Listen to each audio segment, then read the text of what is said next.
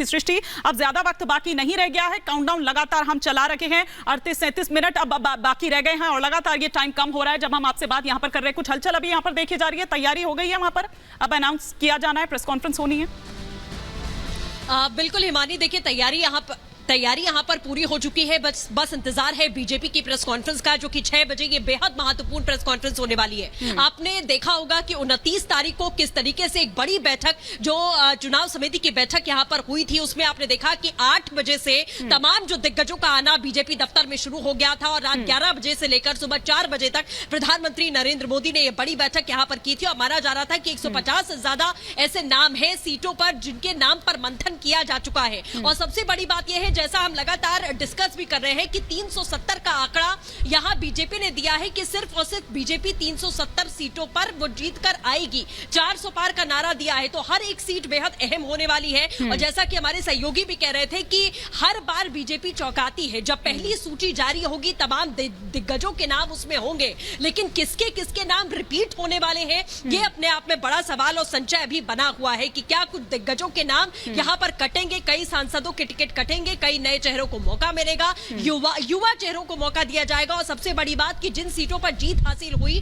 उस पर तो फोकस रहेगा ही, लेकिन देखिए आज जब हमने उस सभा में भी सुना तो युवा और महिला, देखिए ये हमेशा जो उनके फोकस में रहते हैं और जाहिर सी बात है कि क्या वो इसमें भी नजर आने वाला है, ये भी देखने वाली बात होगी। एक बार राघवेंद्र का मैं जरा यहां पर रुक करती हूं, क्योंकि राघवेंद्र एक लंबा मंथन हुआ है, रात 11 बजे ये बैठक शुरू होती है और सुबह 3:30-4 बजे तक चलती है। अब आज उसका खुलासा होगा कि क्या वो मंथन हुआ है। कुछ नाम तो अंडरस्टूड है, जाहिर सी बात है कि वो नाम रहेंगे ही रहेंगे, लेकिन कुछ नाम चौंका भी सकते हैं, कुछ ऐसे नाम भी हो सकते हैं जिनका पत्ता कट जाएगा क्योंकि वो उन पैरामीटर्स पर खरे नहीं उतरे।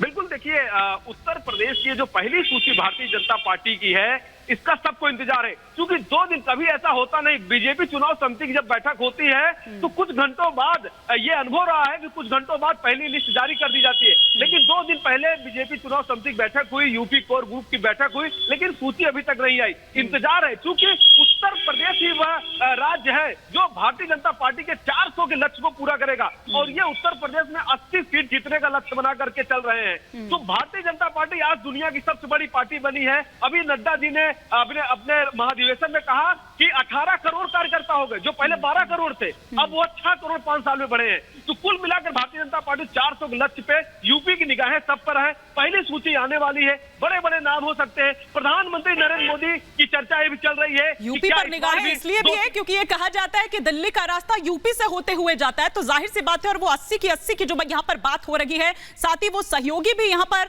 क्या वो उस तरह से क्या फॉर्मूला निकाला गया है, ये भी सारी यहाँ पर देखने वाली बात है राघवेंद्र।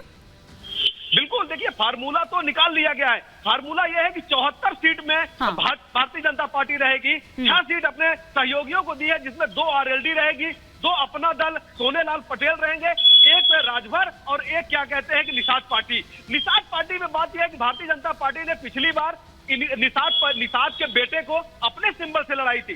क्या इस बार निषाद पार्टी को अपना सिंबल मिलता है, यानी कि थाली भरी जो उनका चुनाव निशान है वह मिलता है, या भारतीय जनता पार्टी के सिंबल पे चुनाव लड़ेंगे, यह बात देखने लायक होगी। वहीं ओम प्रकाश राजभर को जो 1 सीट घोषित मिलनी है, क्या वो छड़ी पे मिलेगी या भारतीय जनता पार्टी के सिंबल पे मिलेगी, ये बड़ी बात है, इनको भी देखना है। साथ ही अपना दल को तो सोनेलाल पटेल के ही सिंबल पे मिलेगा। एक बार लोमस के पास भी कुछ अपडेट है, जरा एक बार लोमस का भी हम रुक कर लेते हैं। लोमस।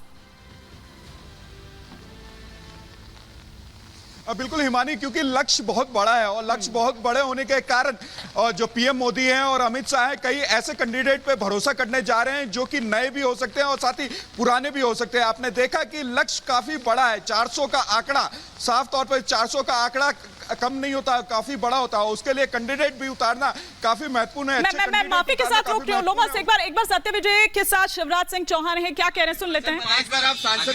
धन्यवाद, फिर बैठ के बात हैं। चलिए, तो देखिए शिवराज सिंह चौहान थे, अभी अपने बंगले से निकले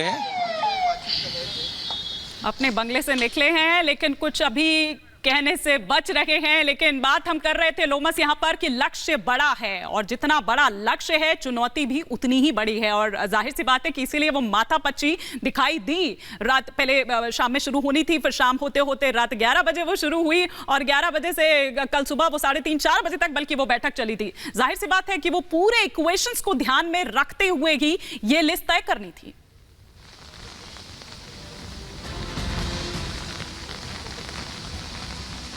लोमस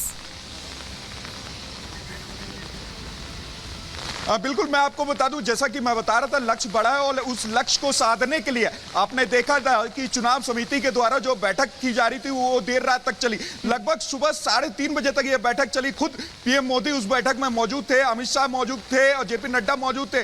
और किस तरीके से ये बैठक चली आपने देखा कि तमाम जो राज्यों के प्रतिनिधि थे उस बैठक में शामिल हुए, तमाम जो राज्यों के नेता थे वो उस बैठक में शामिल हुए। उनके द्वारा अपने जो क्षेत्र के जो दिग्गज नेता थे उन्होंने क्या क्या काम किए उनकी लिस्ट पूरी तरीके से पीएम मोदी और जेपी नड्डा के सामने उन्होंने रखी। और देखने वाली बात होगी जब आज 6 बजे के समय यह बताया जा रहा है कि पहली सूची बीजेपी की तरफ से जारी की जा सकती है, तो कौन कौन वो लोग उस लिस्ट में शामिल होते हैं ये देखने वाली बात होगी, क्योंकि लक्ष्य बड़ा है और लक्ष्य बड़े होने के कारण जो लोग इस लिस्ट में शामिल होने जा रहे हैं उनके नाम कितने बड़े ये भी देखने वाली बात होगी। अब थोड़ा सा इंतजार बचा हुआ है, लगभग 30 मिनट से भी कम का इंतजार है और उसके बाद बीजेपी के द्वारा कहा जा रहा है कि पहली सूची जारी कर दिया जाएगा। हालांकि कई लोग अंदाजा जरूर लगा रहे हैं इस पहली सूची को लेकर के, कई नामों का जिक्र भी कर रहे हैं सूत्रों के हवाले से, लेकिन अब देखने वाली बात होगी कि किन किन लोगों पे यहाँ पर पीएम मोदी की तरफ से भरोसा किया जाता है। अंदाजा लगा रहे हैं, अंदाजा कितना सटीक होता है। क्विक रिएक्शन नीलू रंजन जी से मैं यहाँ पर लेना चाहूंगी इस पर कि आप क्या देख रहे हैं यहाँ पर।